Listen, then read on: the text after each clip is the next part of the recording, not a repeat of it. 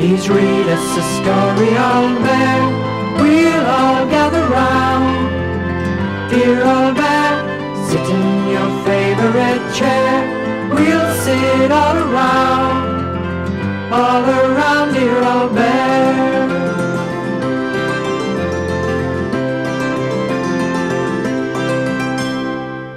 It was a warm day, and nearly all the toys were outside in the garden. Some of them were helping Bramwell to prepare the ground for planting seeds. "Which are the weeds?" asked Duck, staring at a patch of garden. "Well," said Bramwell, "weeds are the things growing there that shouldn't be." "They all look the same to me," said Duck. "I'll just have to guess." Jolly Tall was watering the garden with a watering can. With his long neck, he could stretch up higher than the other toys. He was so busy watering that he almost tripped over Cat, who'd been sleeping on a blanket on the lawn. "Why aren't you helping Bramwell?" Jolly asked. "I am," said Cat. "The grass was too long, so I'm flattening it with my blanket. When this bit's done, I'll move to a new patch." "Sounds easy work to me," said Duck, wishing he'd thought of lying on a blanket to do gardening. While the others were working, Little Bear and Ruff were playing. In fact, they hadn't stopped chasing each other all morning. "Would you like to help me do some digging?" asked Bramwell, as Little Bear ran past once more. "No, thank you," puffed Little Bear. "Ruff and I are having fun playing. We haven't really got enough time for gardening." Said Bramwell. "Do you think you'd have enough time for a treasure hunt?" Ruff stopped bouncing. "A treasure hunt?" he barked. "Oh, yes, please." "When can we do it?" cried Little Bear. "Well, it's all ready," said Bramwell, pulling a little yellow card from the pocket of his gardening apron. "And this is the first part of the clue. It's a sort of jigsaw puzzle, really. You have to find 4 more puzzle pieces and fit them together to make a picture. The finished picture will show where the treasure is hidden." "That sounds easy," cried Little Bear. "I'm good at puzzles. Can we see the first piece now?" Bramwell nodded and handed Little Bear the card. It was covered in stripes. "It looks like a bit of zebra," cried Ruff. "Perhaps she has the treasure." "I wouldn't try to guess what the picture is yet," said Bramwell. "You need to find the other pieces first. Your next clue is hidden in the playroom, somewhere low down." Little Bear hurried towards the house, closely followed by Ruff and Bramwell. When they arrived in the playroom, they began to search all the low-down places. Ruff even rolled up the rug to see whether the clue was underneath. "What are you doing?" asked Zebra. "We're having a treasure hunt," explained Little Bear, as he peered under the sofa. Suddenly he reached in and pulled out another yellow card. "I've got it!" he cried. "It doesn't look like treasure to me," said Zebra. "It's more like a picture of a sheep." Agreed Little Bear. "It does look like something woolly on legs." "I'm a woolly something on legs," said Ruff. "Yes, but we know you haven't got the treasure," said Little Bear. "I think we're supposed to join the pieces together." He laid the 2 pieces of cards side by side. "It still might be a sheep," he said. "With very long legs," said Ruff. "You must find the rest of the pieces of clue before you decide what it is," said Bramwell. "Your next piece is in something higher up." Little Bear began to search through the odds and ends in Zebra's cart. "The sewing box is higher than my cart," said Zebra. "Why don't you look in there?" Little Bear climbed onto the sofa and was just lifting the lid of the box when he heard Ruff calling him from the windowsill. "I found the clue!" he barked. "It's in this vase, but I can't get it out." Little Bear scrambled up the curtain to the windowsill, but even standing on tiptoe, he couldn't reach the top of the vase. "I'll help you up," said Ruff. He caught hold of Little Bear's trousers and lifted him into the air. "I can see the clue now," cried Little Bear. I'm sure I can reach it." He leaned over to grab the top of the vase and suddenly slipped right out of his trousers and disappeared into the hole. "Help!" he cried. "Get me out!" "Don't worry," cried Ruff, dangling the trousers over the side. "Hold on to these and I'll pull you out." Little Bear clung on tightly, and as Ruff pulled, he slowly rose out of the vase, waving the next clue triumphantly in the air. When he was safely back on the windowsill, they both examined the third yellow card.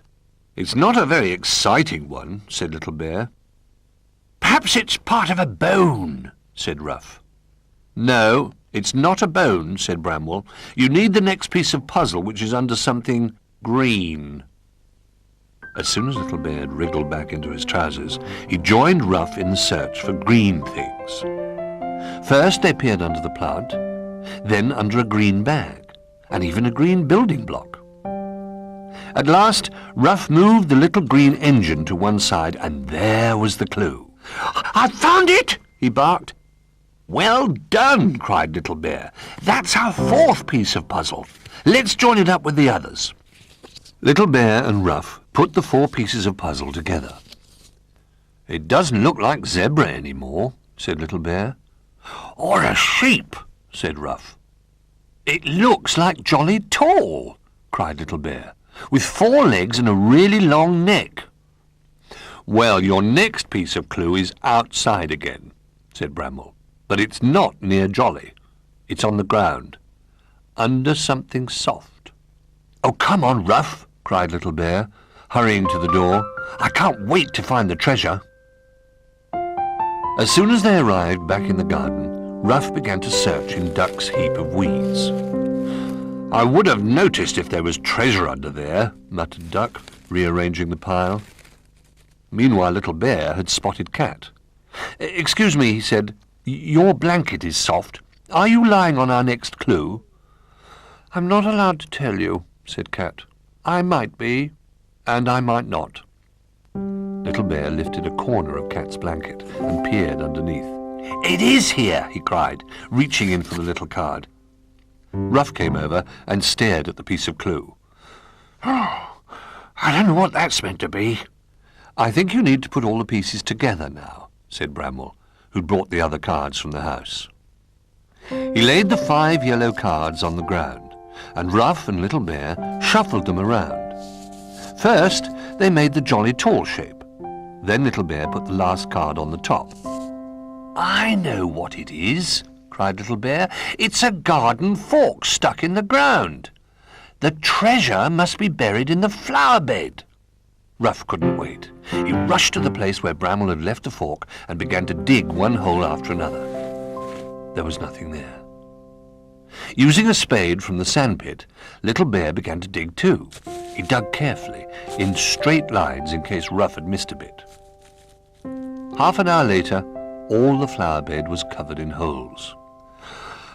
"It's no good," sighed Little Bear. "We can't find the treasure anywhere." "Well," said Bramwell, "there's just one bit of the ground you haven't searched." Ruff and Little Bear stared at the garden. "You mean the bit right under the fork?" cried Ruff. He dived into the soil and began to dig again. Suddenly, his paws touched something hard. "It's a box!" he barked, peering into the hole. "We've found the treasure!" The 2 friends carefully lifted the little wooden box out of the hole. "Quick!" cried Ruff. "Open it up!" Little Bear undid the catch and lifted the lid. They both peered in.